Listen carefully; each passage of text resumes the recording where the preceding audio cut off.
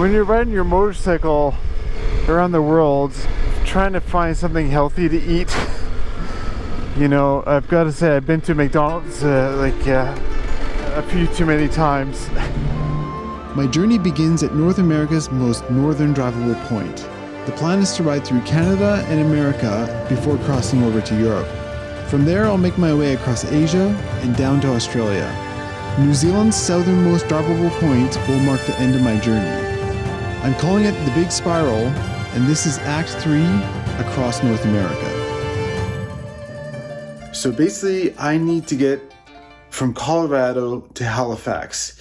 So Halifax is right here, and I'm just below Denver right here. So that's about 4,300 kilometers or 2,600 miles. This is the most eastern point I can ship my motorcycle from North America. These motorcycle flights are seasonal, so I only have about 2 weeks until I can catch the last flight.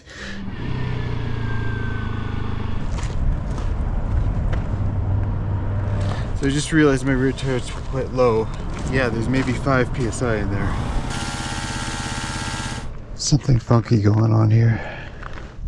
Wow. My plastics are melting on the exhaust here.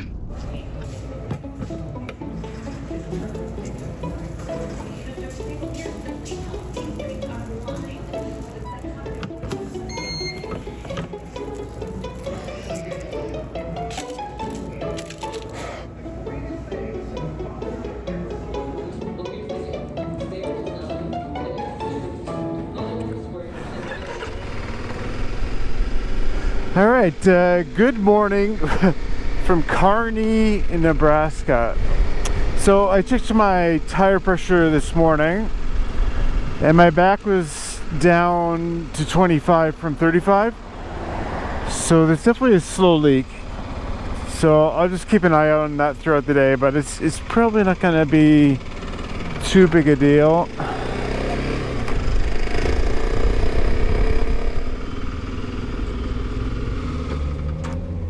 I just realized, I wonder if my fuel economy changed as well. I put 91 in, I think, last time. Maybe it doesn't. It probably wouldn't change our economy, but I have an option between ethanol and no ethanol here. Maybe I'll try no ethanol today. My other kind of issue coming up is my chain tension. Well, I've maxed it out, so I can't add any more tension to the chain, so it should be good for the day, but I may have to take a link out. I think the chain was slightly too long when I bought it. The guy at the shop in Montana shortened it for me, and I feel like he may have not shortened it enough. Alright, so still heading east towards Halifax, but the intermediate would be Chicago. And then before that is Omaha. And actually Omaha is going to be our first stop today. There's a couple pretty interesting things there. And that's 2.5 hours away.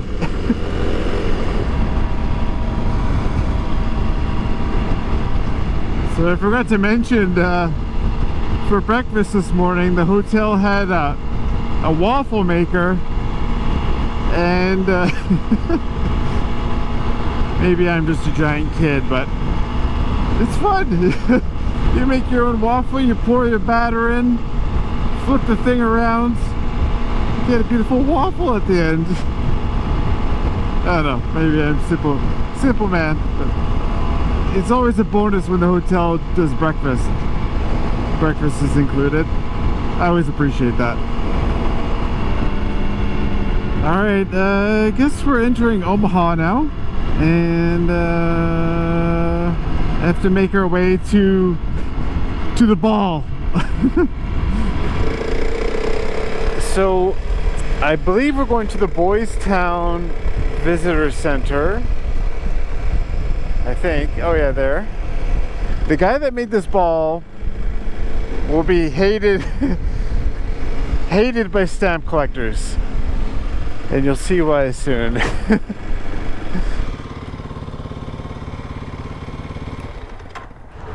All right, let's see. with what we can find. Hi, how are you? Good. I'm looking for the stamp ball. The stamp ball, sure. I can show it to you. Come on back. Well, Father started Boys Town in 1917, and he thought a good, wholesome activity for the boys would be to start collecting stamps. Okay. So he donated a bunch of his stamps to the boys. Yeah. And after he passed in 48, the boys continued to collect stamps. Then in 1953, a couple of them got a hold of a golf ball and just started gluing books of stamps, strips of stamps to it.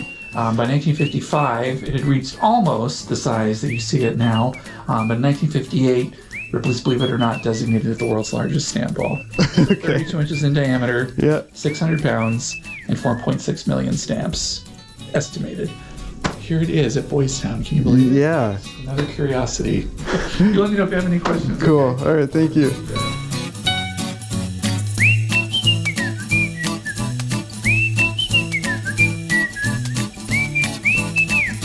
It's a lot of stamps. All right. Well, I've seen the world's largest stamp ball. I actually find that quite fun. It's super interesting to me. Just weird stuff around the world. And it's good when people don't take themselves too seriously. You know, it's just like, okay, it's a stamp ball.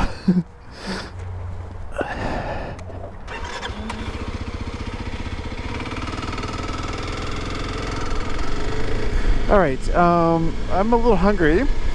One of the challenges when you're riding your motorcycle around the world, especially I think in America, is trying to find something healthy to eat. You know, I've got to say I've been to McDonald's a few too many times. So I'm gonna try something else here. It's like a fast food noodle place.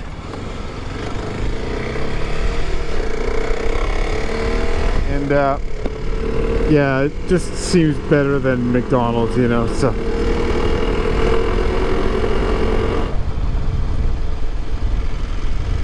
Look, I can just, it's a ramp right in for me. Alright, yeah, I just want to eat something else, you know. So, alright, let's have some noodles. I'll get the Korean noodles. Regular or small? Regular, please. Korean spicy steak noodle.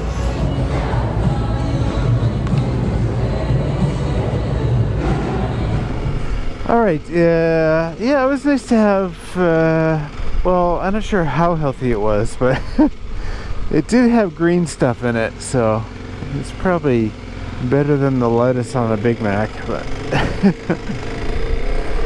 All right, our next destination is also in Omaha. So during World War II, the biggest attack that Japan ever did on America was Pearl Harbor. And that was basically the main one. Otherwise, not a lot happened. But as for mainland America, there are very few attacks by the Japanese. And since Japan is a country on the Pacific Ocean, you'd think the attacks would happen on the west coast of America. And yeah, so they did. There was one attack near Santa Barbara in California at an oil depot. Submarine just kind of popped up, lobbed a few bombs, and then kind of submerged and ran away. They did a little bit of damage there. And then there was another submarine, I think it was in the Columbia River in Oregon, and it just popped up and shot at a pretty old base. Even for that time, it was a pretty old base, and they shot at it. Americans never fired back just so they wouldn't give away their position, and basically there was almost zero damage. But all the way inland in Omaha here, the Japanese did do a little bit of damage. So the Japanese came up with an interesting method of attack: balloons, uncontrolled balloons.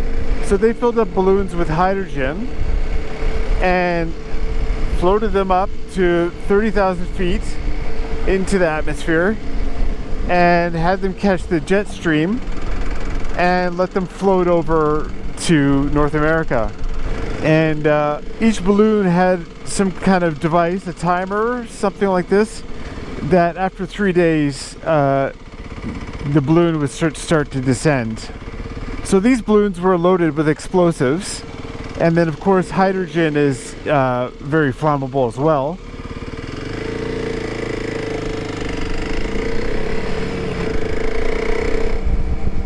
So these balloons were obviously very uncontrolled. It was just random luck if they did any damage or anything. But the goal for these balloons was to either start a forest fire or just cause general panic. The Japanese were hoping that the American media would report any incidents with these balloons, and then they get some feedback about whether they'd work or not, or it would also cause panic with the American population. And of the 9,000 that the Japanese launched, about only 300 were reported to have made landfall, done any damage, even just appeared here. And one of them landed right here.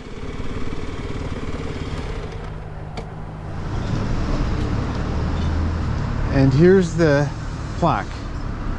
Dundee bombed in World War II. So basically it landed here.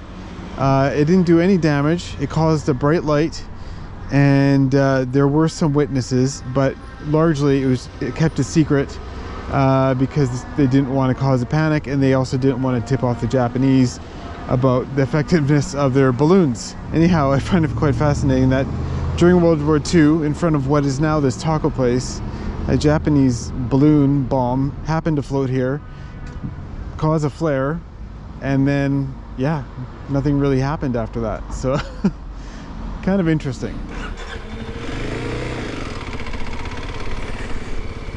So of the 300 or so Japanese balloon bombs that arrived in North America, most of them did hit America, but they have been found in Canada. Actually, as recently as 2014, they found the remains of one in Canada, and they've also been found in Mexico.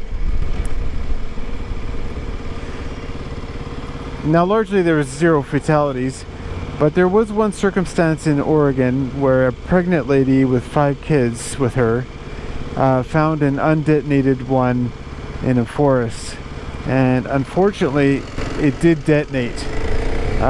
So there were some people killed by these, but on the whole it was relatively unsuccessful and did not have a big impact on the war.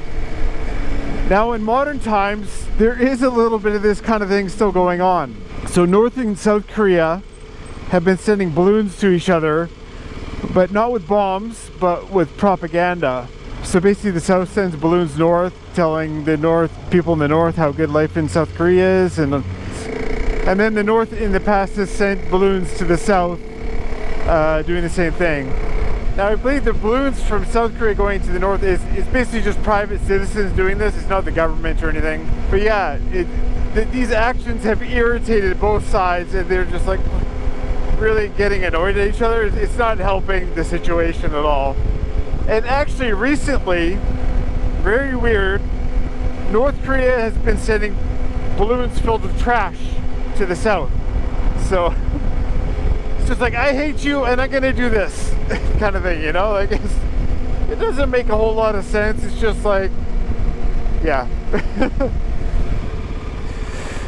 But anyways, our next stop is like 4 hours away, so it's back to the highway.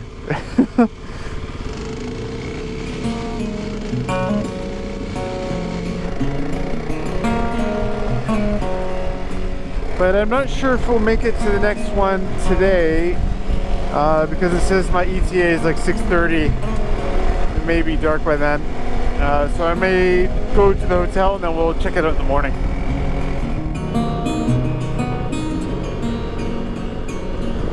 But Omaha doesn't seem like a terrible place. It's kind of charming, actually. Oh, we just entered Iowa. Cool. I've never been to Iowa before either.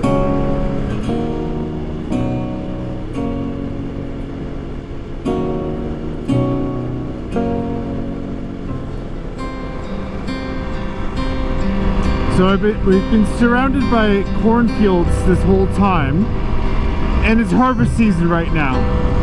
And some of the fields are harvested and some aren't. And I've been kind of looking for a combine. I want to get a shot of a combine, and I think I just saw one. It's over there somewhere. I don't know if I can fly the drone over the hill like that, but I'm gonna give it a try.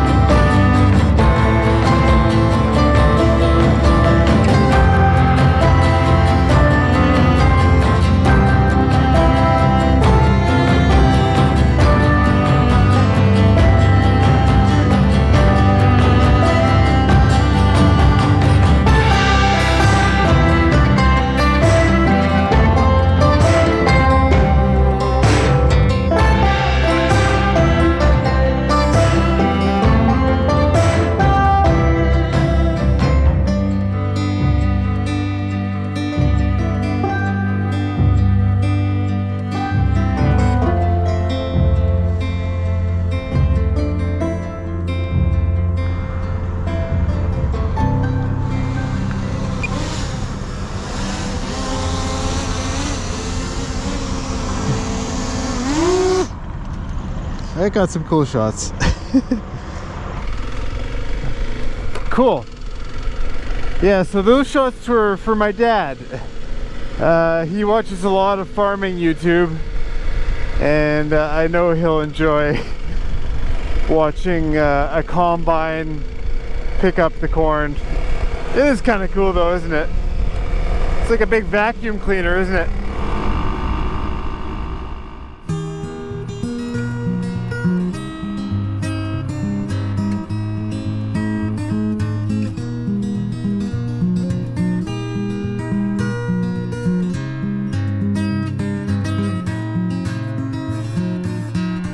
I've hit rush hour.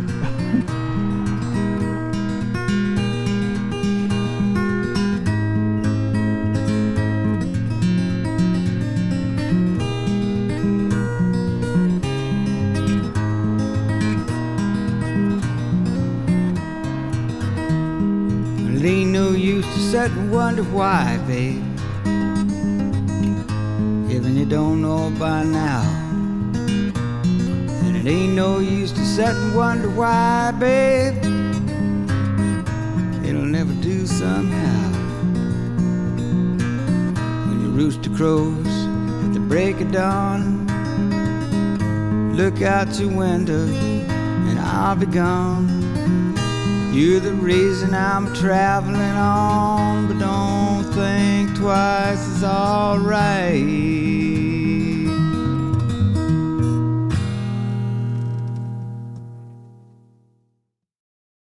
Well, that was certainly an educational day. I bet you didn't know before this video that Omaha has the biggest stamp ball in the world. Yes, it's true. It's quite amazing. Yeah. Oh, I don't know. It's so silly that it's kind of fun, isn't it? And I thought the Japanese balloon thing was quite interesting too. Like, it made it pretty far inland before it dropped down. I wonder what the easternmost Japanese balloon was, but anyways, yeah, it made it pretty far in 3 days, no less. But maybe it's time to look at the map, because I rode 684 kilometers, probably a little bit more, but yeah, that was definitely. Pretty sure that's my biggest day ever on the bike, nearly 700 kilometers. And yeah, I rode into the dark too. I got to avoid riding in the dark. I feel like it's pretty sketchy to do that. But anyways, yeah, let's have a look at the map. All right, so here's our map of the beautiful central United States. Yeah, so we left Kearney this morning and basically just followed this blue line all the way across Nebraska and into Omaha, and then it went up like this and took a right into, where did I go? Oh yeah, the slowdown was in Des Moines, and then I went all the way to Iowa City. I gotta say, it's a big country. It's a really big country. And I'm not even halfway of my distance from Colorado Springs to Halifax yet. I guess I've done around 1,200 kilometers, something like that so far, of over 4,000. So yeah, this is a lot of days of this riding like this. But I want to update one other map, and it's kind of an important, cool one. It's Palin's Globe. All right, so here's our globe. It got a little smudged, which I'm a little sad about. But it looks like last time we updated, it was in Montana. So from Montana, we went south. Where do we go? Through a bit of Idaho, and then past Salt Lake to Bonneville Salt Flat, somewhere around there. And then from there, we went east into Utah, all the way to Colorado Springs, kind of went around Denver, and then we went east past Omaha to around there. So I'm a little sad it got smudged, but yeah, so that's what progress around the world so far. Have a little ways to go. But actually, North America is more than halfway done, distance-wise for sure, but also way more than halfway done time-wise, because I have to haul. I have to go as fast as I can to get to Halifax to get to that flight for my motorcycle. And if I miss that flight, it's not going to be good. Yeah, definitely got a bit of a timeline here. But yeah, so if you're interested in that, or actually the more important thing is the trip as the whole, isn't it? If you're interested in my whole journey, maybe you'll hit that red square button down below, and then you can follow along and get reminded and notifications or whatever YouTube does. And of course, it always helps the channel when you click that shiny button. So anyways, thank you so much for watching, and I hope to see you in the next video.